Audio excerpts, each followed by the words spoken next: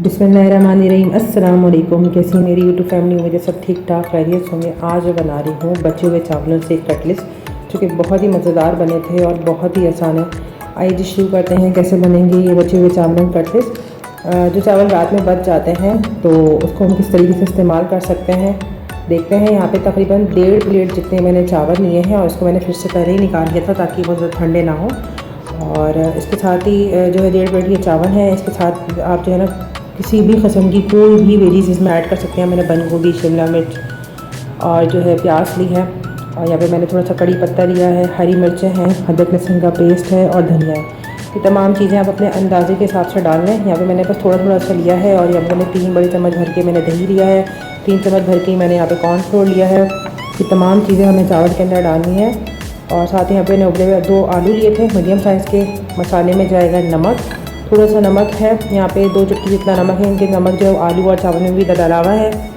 यहाँ पे 1 चाय का चम्मच भर की चुकी हुई मिर्च है, आधा चम्मच है ज़ीरा पाउडर, 1 चम्मच जो है वो चिकन पाउडर है और 1 चम्मच भर के यहाँ मैंने चाट मसाला लिया है। तो आप चाहें तो इसके अंदर काली मिर्ची भी ऐड कर सकते हैं। और यहाँ पर अंडा जो है हम इसको तलते हुए यूज़ करेंगे।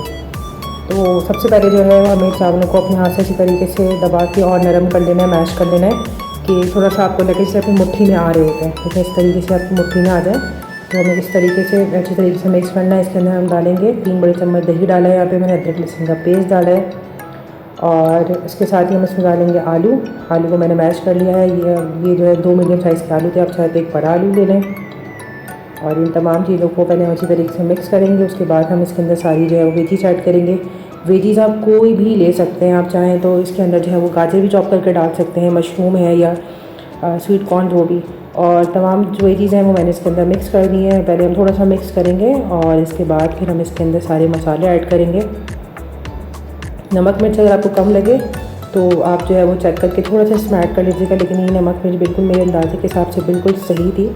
और तमाम मसाले और वेजीज़ डालने के बाद हम इसको अच्छी तरीके से मिक्स करेंगे। जब ये बहुत अच्छी तरीके से मिक्स हो जाएगा फिर हम इसके अंदर लास्ट में जो है वो कॉर्नफ्लोर ऐड करेंगे। आप चाहें तो इसके अंदर जो है वो चावल का आटा भी ले सकते हैं, उससे और ज़्यादा क्रिस्पी हो जाते हैं। तो मेरे पास चावल का आटा नहीं था तो मैंने इसीलिए जो है कॉर्नफ्लोर ले लिया। और बस कॉर्नफ्लोर डालना है और कॉर्नफ्लोर डाल के हमें अच्छी तरीके से मिक्स करना है। और मिक्स करने के बाद इसकी आप जो है वो टिक्कियाँ बनाने इस तरीके से कॉर्नफ्लोर डाल के जिस तरीके से डो फॉर्म में आना चाहिए।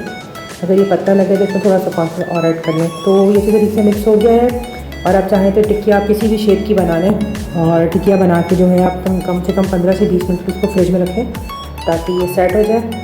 टिक्कियाँ मैंने बना ली थी और टिक्कियाँ बना के मैंने इसको तकरीबन जो है ना 20 मिनट के लिए मैंने फ्रिज में रख दिया था।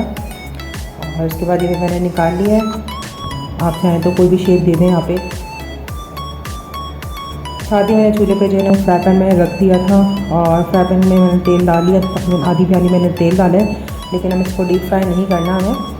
इसके साथ ही 1 अंडा लिया है और अंडे में थोड़ी सी काली मिर्च और मैंने नमक लिया है। काली मिर्च से मैंने अंडे में डाल दिया। मैंने इस चावल का जो मैंने मिक्सर चावल का जो मैंने बनाया है तो इसमें नहीं ऐड किया है।